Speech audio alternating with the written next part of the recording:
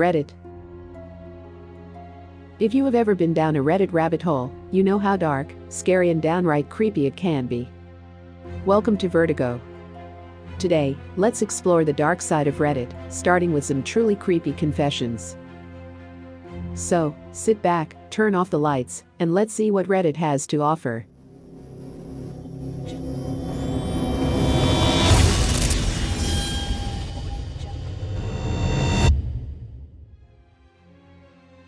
The bunker. 2.5 years ago I was in dire financial straits, so I sold my home to keep my struggling business afloat. I neglected to tell the owners that they have an 800 square foot bunker on the property that I built about 7 years ago. The bunker that I've called home since I sold it. The entrance to it is well hidden, but I still come and go very early and very late in the day. I'm a single man who keeps to himself. I'm now in a situation where I could move somewhere else, but I love this hidden paradise so much.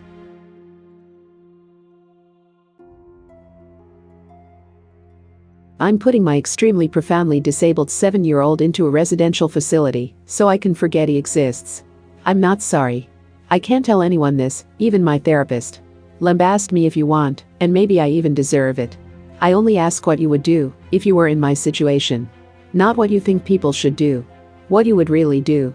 I'm a single mom of 2 boys, 12 and 7. My husband passed away 3 years ago in a work accident. A very large portion of me believe it was a suicide.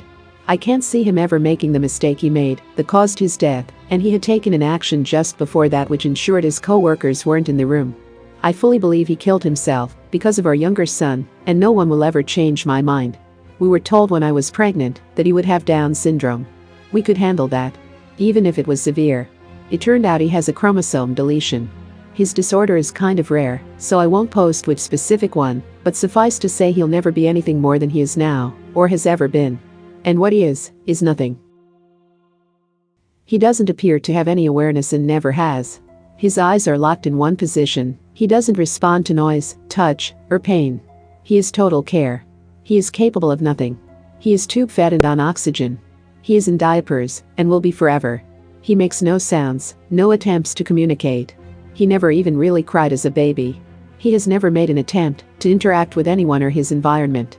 I'm not upset because I got a special needs or imperfect child. I feel the way I feel because this thing takes up 200% of my time and does nothing. I didn't get an imperfect child. I didn't get a child. I don't love him. He doesn't have any personality, there is nothing to love. Our older son has suffered because his non-existent brother has colored everything in his life. He's had medical care get delayed because there's only one of me, and his brother is more critical. We do have a visiting home nurse, but only 20 hours a week and we aren't eligible for more. I was starting law school. I gave up my dreams and my plan for my children for this potato. My older son can't do a lot of things he wants to do because of the younger's need for care and appointments. The final straw was I heard a sound. I went into younger son's room to check, thinking he had forgotten how to breathe again, and saw older son hitting him and screaming, "You're why I don't have a mother. You're why I don't have a father. You're why I can't have friends over. You're why I can't be in sports. I didn't ask for you and I hope you die." Instead of being horrified, I watched. And younger son just did not react. No signs of pain or fear or upset. No reaction at all. He breathes but he is not alive. He doesn't know who I am. He doesn't know who older son is. He has no sense of self, life experience, or awareness of his surroundings. He doesn't need to be in my home. He doesn't know or care where he is. He is genetically my son, but he is not family. My previously abused, brain-damaged cat who can't walk straight has more personality and is far more lovable than my child. In fact, I was looking forward to raising a Downs baby. Even one with severe impairments, for that reason.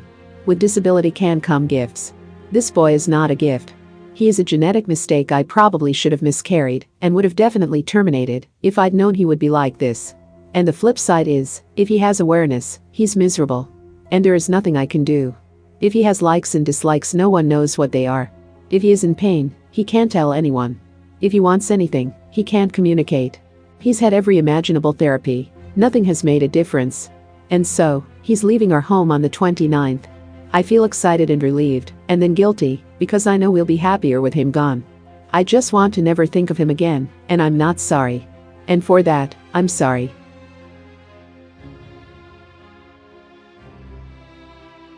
The diary. I once helped out a female friend's family by taking care of their cat for a week. Every day for a week, I would go over there and snoop around their house. I found my friend's diary and proceeded to read the entire thing. I used this information to get her to like me, and she is currently my wife.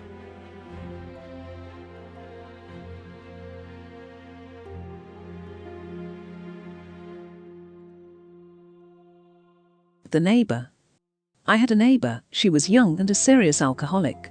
She'd been a nurse before I met her, but was under some type of investigation because pills at her job had gone missing. One night she was super drunk and told me that she had put pillows over some of the elderly patients' faces and suffocated them because she couldn't stand to see them suffer anymore. I asked her about it when she'd sobered up, and she denied saying that to me. She passed away about 3 years ago, so I never know if what she said was true or not.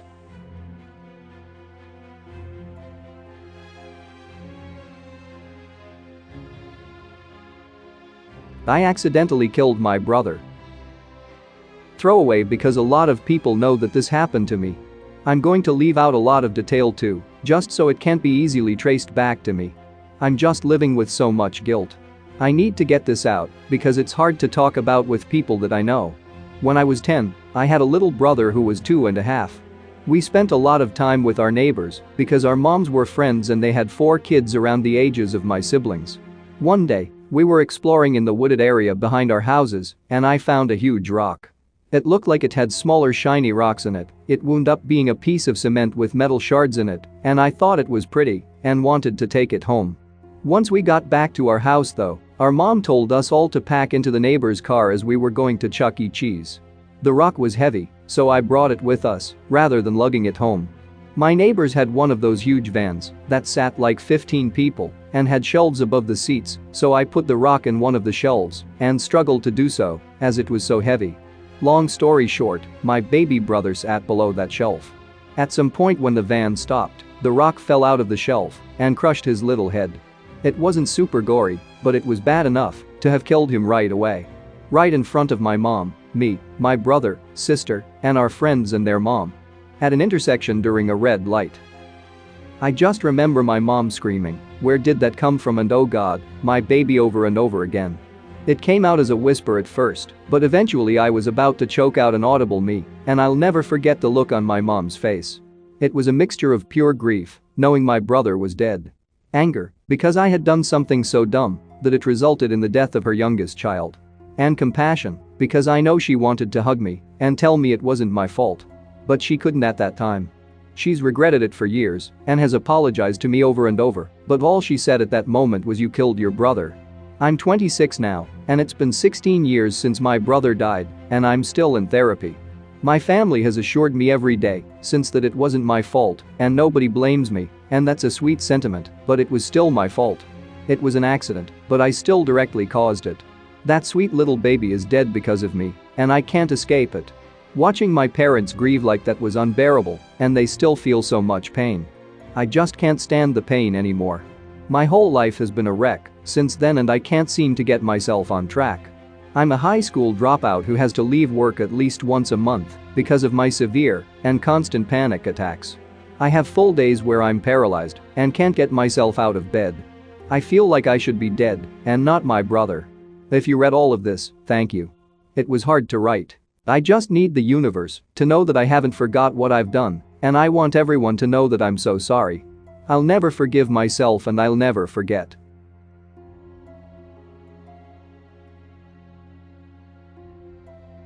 Thank you for watching. Until next time, good night.